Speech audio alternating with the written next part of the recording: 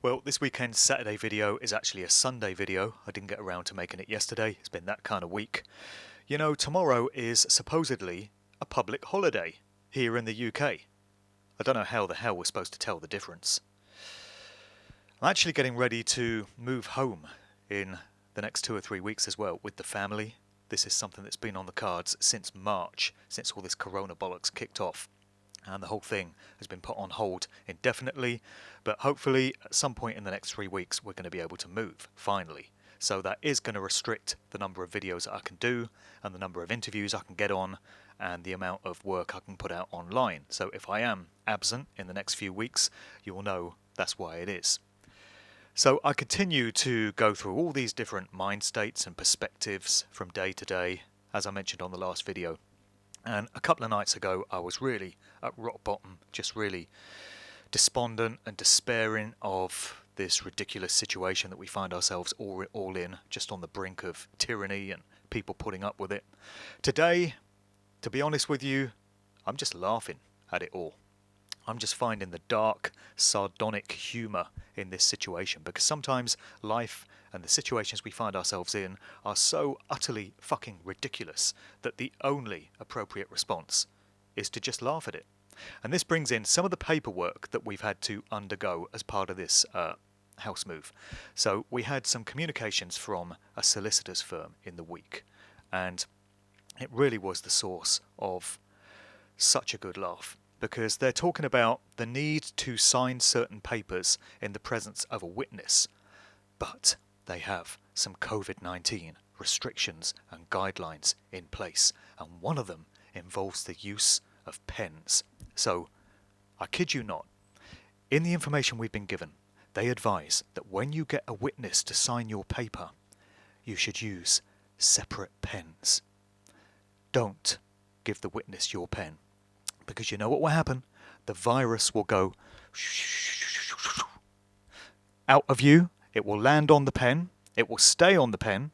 You'll pass the pen over to the other person. They'll take the pen, and the virus will suddenly go, got ya! Just like that. So, always dispose of pens. Viruses love pens, just like they love £10 notes and shopping trolley handles. But evidently not the packaging on takeaway food. Also, the guidelines say that if you're in somebody else's house to get them to sign the papers, or general guidelines for estate agents about getting viewings in homes, they say you should restrict the viewings and restrict your time in somebody else's house to 15 minutes. You know why? Because the virus is very clever. It goes 1450, 1455, 15 minutes, right, I'm going in. That's the way it works, don't you know? And I continue to find comedy in some of the comments on the Facebook pages of my wife's friends. This is really a great source of a laugh. One of her, I guess she's more of an associate than a friend, has stated that when she goes out shopping these days, as soon as she comes back from the supermarket, she takes off her clothes, puts them in the wash, and takes a shower, because the virus gets all in your clothes and all in your hair, you know, but that's the way to deal with it. Isn't it incredible that people actually believe this bollocks, and they're actually structuring their lives in this way? And these are grown adults, people that claim to have adult minds, when all of this nonsense is so utterly ridiculous, you'd expect a 6 or 7-year-old child to be able to see through it. What does this say about the mentality of grown adults in this country and all around the world? I mean, I'm continuing to try and find the comedy value in it, because otherwise I'm just going to be reaching for a length of rope or a hose pipe to put on the end of my exhaust in the garage.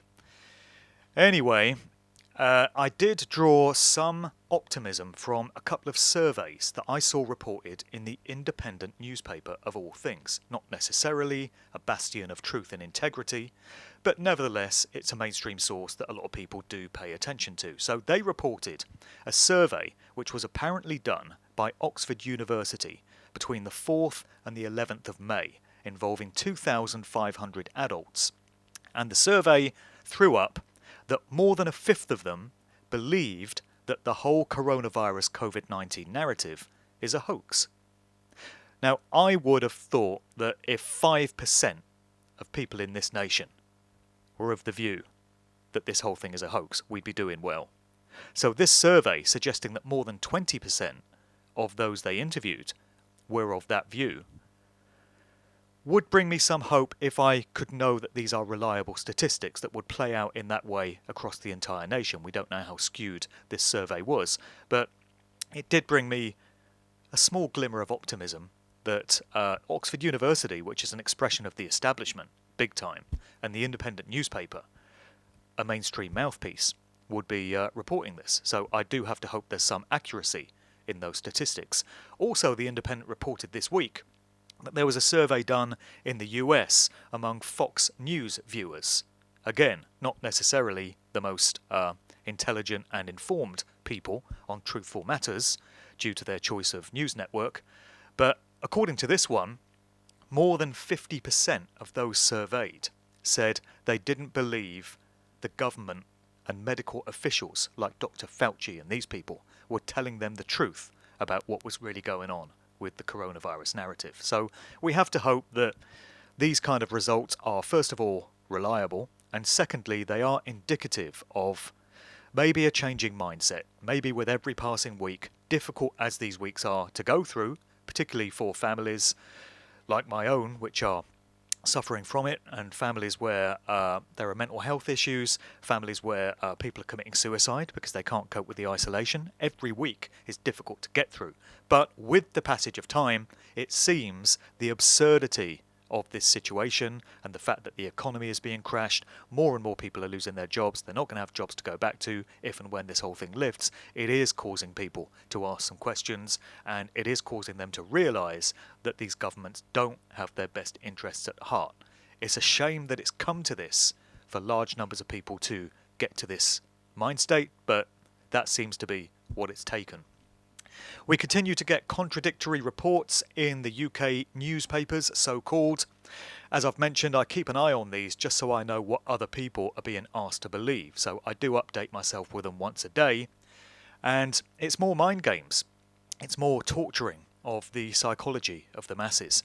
So one day this week we were told that the beaches are going to open up again very soon, and you're going to be able to go on holiday. They're telling you might even be able to have an overseas holiday.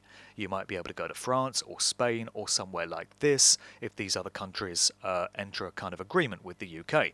I don't know what kind of situation you would have getting your family on a flight. In my last video, I reported some of the nightmare scenarios which is said to be coming in airports. But nevertheless, they're saying you might be able to have an overseas holiday this summer after all, and if you can't get abroad, you can get to the beach in the UK, and we were told the pubs are probably going to be opening up soon as well in July. We're told that pubs with beer gardens might be able to let you go and have a drink in the garden, as long as you socially distance, of course, because you know that virus is very sneaky, and it will get you if you're less than 2 meters away.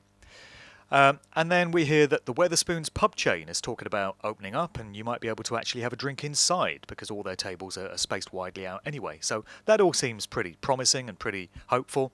Then, the very next day, in the newspapers, you get a warning from Boris Johnson, that fine, upstanding, moral leader of the nation that inspires so much hope and trust and strength in us all. I'm sure all we Brits feel this way about our leader, our slave master.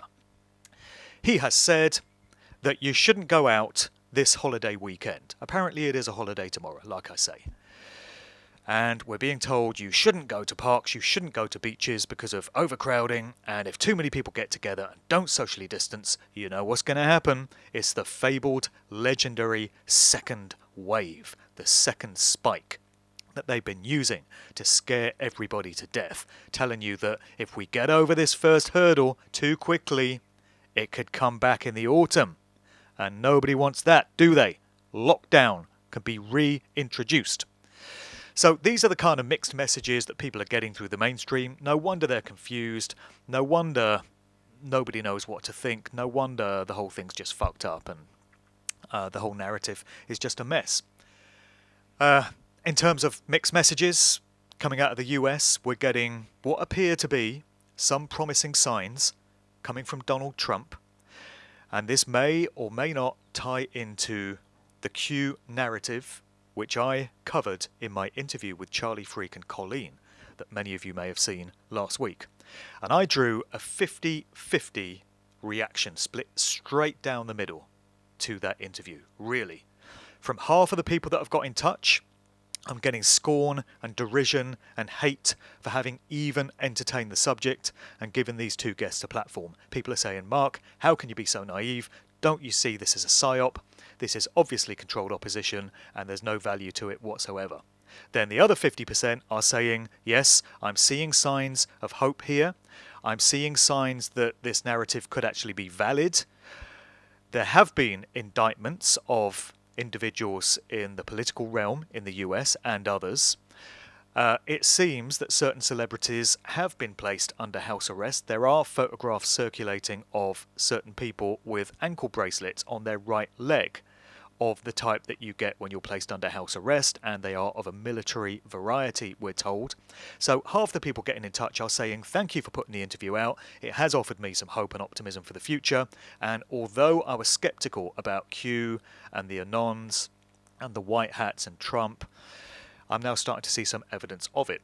Well, people must make up their own mind, but I got the story a couple of days ago through David Zublick on his YouTube channel that Dr. Anthony Fauci, the main medical advisor to the Trump administration that has been feeding them so much misinformation and blowing the whole COVID-19 situation way out of proportion, way out of scale, manipulating the figures to make it sound more scary, giving medical misinformation about the nature of this so-called virus.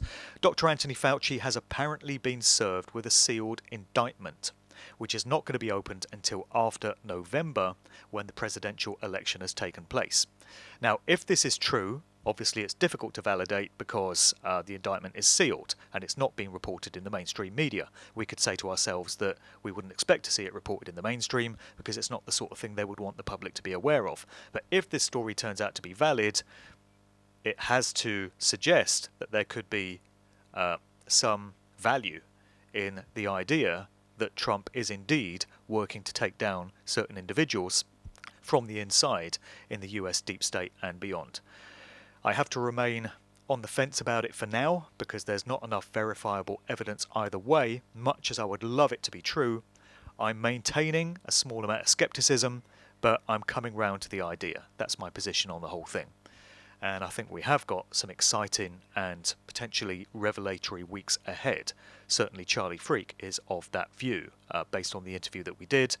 The weeks leading up to the 4th of July this year could well be very eventful. So that's the situation with Fauci, which is great to see, if it's a true thing, because it suggests that Bill Gates may not be too far behind, and that would be a very happy day. The day Bill Gates gets arrested and answers for his crimes against humanity, if that day ever comes, is the day that is a party round my place. Streamers and bunting provided, bring your own bottle. Something has been going on with the CEOs of large corporations. Now, this has been reported in the mainstream, and the chief executives of many big corporations over the past weeks and months have been stepping down. And we have to ask ourselves why this is. It's very strange that it's happening all at the same time. Something weird is happening with the British so-called royal family as well. So Princes William and Harry have taken off. You know, Harry and Meghan were long gone out to Canada and California, where they're now living. Prince William has taken off as well. Prince Philip has not been seen in public for several months by my reckoning. Many researchers are of the view that he may already have died. Again, another happy day that would be. And in terms of the Queen herself, we've had the mainstream press, the mainstream media, telling the British public not to expect to see the Queen in public possibly ever again. So first of all, they were saying it will be several months before she undertakes any engagements because being 94 years of age, she's at high risk of contracting the you-know-what. So for her own safety, aides have recommended that she doesn't go out and do any of these visits. But we're now being told that we may not see her in public ever again. So how will we know the difference between that and her having been arrested or her even having died? We've only got the mainstream media to rely on to tell us that at this stage. It'll be interesting when Christmas rolls around to see if she does one of her Christmas speeches. If she doesn't, we'll know for sure that she's off the scene. And again, many are claiming that she's been taken down as part of these mass arrests. I hate to use the term, it's been overused in the past and it's come to nothing, but maybe this time is different. We will have to wait and see, but something is going on with the Queen. It also ties into the whole situation with this individual known as Greg Hallett, Joseph Gregory Hallett, who I met Greg several years ago, and he's done many interviews over the years, and he claims that he is the rightful King of England. His claim is that the royal bloodline was usurped about 4 generations ago and steered off in a different direction. And everyone that's made a claim to be of royal lineage from that point on, it's been fraudulent. They've been charlatans. The Queen is not the rightful heir to the throne, he claims, but he is. And he's produced the family tree to show how everything all fits together. And he claims that he has now been recognised as the rightful King of England. He said there's been about 12 attempts on his life over the years. They've really wanted to take him out. And so he claims that that day has now come, and he claims that the Queen has ceded her authority over to him and recognised his rightful status as King of England. As to whether there's any validity to that or not, it's going to take a whole lot of research and fact-checking to see if it all tallies up. Maybe somebody else wants to put in that work, but I'm just reporting to you what Greg Hallett is saying about the situation. Either way, something has to explain the absence of the Queen. It's very strange. We're not being told the whole story here. Also, specific to the UK, I saw today that there has been a crowd justice campaign, which is based around the very strong suggestion, or I would say fact, that the Coronavirus Act 2020, the emergency powers that the UK government introduced back in March, given them all kinds of supposed authority and allowing them to undertake all kinds of draconian measures, such as sending individuals around to your home, forcibly entering, forcing you to undergo a test. If you test positive, being able to forcibly take you against your will to a quarantine centre and being able to forcibly vaccinate you against your will. All of these things were written into the Coronavirus Emergency Act. It's everyone's worst nightmare. Well, this crowd justice campaign is claiming that there's no legal legitimacy to this act at all, that it's unlawful in many different ways, and it goes into detail in terms of the different regulations that it's in breach of. And the individuals behind this campaign are trying to raise a sum of money to take this act to court and put it through the legal system to ensure that this act is withdrawn and the government can't draw on it in any way. I'll put the links to all of these things in the show notes below, so it'll be the independent articles on the surveys done in the UK and the US, and also a link to this crowd justice campaign, which explains the whole thing better than I can here. And if you decide you do want to be a part of things there and you can afford to donate to help this thing get off the ground, it seems to me like a worthwhile measure. We can protest, we can demonstrate, we can sound off on Facebook and make YouTube videos, but we know none of these things are going to change the situation in terms of what the government is doing to us. It seems the only type of scenario that would is one that goes through the legal channels. And I know this is recognising the legitimacy of the legal system in the UK, even though it's unlawful in its very nature. But if this is the only way to get things done, and the only way to get these immoral restrictions on our personal rights and freedoms removed, as they should never have been imposed in the first place, this might be what we have to go through. One thing I've not done on these videos is mention the normal radio show that I do on a Saturday evening on FM radio. You see, before I got into this truthing lark, before I became whatever I am now, I was actually a DJ, and sometimes I forget this. I was a music lover, and I don't really have much time for it anymore. But one thing that I still produce each week is my 2-hour show called The Sound of Now. And this goes out on First FM coming out of Oxford, England. It broadcasts on 105.1 FM in that area, and everywhere else you can stream it at firstfm.uk. My show goes out every Saturday from 8 to 10 PM UK time. And for the past several weeks during this lockdown bollocks, I've been putting out bright, positive, uplifting, soulful house music, which is the music that I love. It's the only genre in my estimation that has not sold out, that has not been debased and degraded, and has not been subject to corporate agendas in the past several years. It pretty much sounds the same as it did 20 or 30 years ago. And I find it to be very good for the soul, good for the spirit. It is optimistic, bright, positive music, and I'm happy to present 2 hours of that every week. If you're not familiar with these genres, you might want to give the show a go, because the intention is to raise vibrations with this great music. So check it out, Saturdays 8 to 10 PM. If you can't catch the show live, all the archives are on my Mixcloud page. Just go to mixcloud.com/DJ Mark Devlin. I'll put the link to that in the notes below as well. And I hope to catch you on a Saturday evening. Isn't that a novelty? Just doing a 2-hour show of straight, positive music, not talking about the C word, not talking about doom and gloom and death and destruction and mayhem and dystopian nightmare futures. How about that to fill 2 hours of radio time? Hope to catch you there. Earlier this week I put out another rant, return of the rant. I was feeling fired up, I was feeling pissed off, and I had to articulate my feelings. A lot of people have told me that once again I was stating all the things that were on their mind, that they were thinking, and a lot of people have thanked me for it. So I appreciate the support on that. I'm glad the video had some value to such a number of people. It really spoke for itself. Who knows where things are going to go from here? You know, the situation really does change every day. So by the time I bring you a next video, I have no idea what I'll be reporting, but hopefully it will be something positive. Hopefully it will be something that looks good and bodes well for the future, because Lord knows we could all do with some of that after week after week after week of nothing but doom and gloom and bugger all to look forward to. Hope everyone in the UK has a good public holiday tomorrow.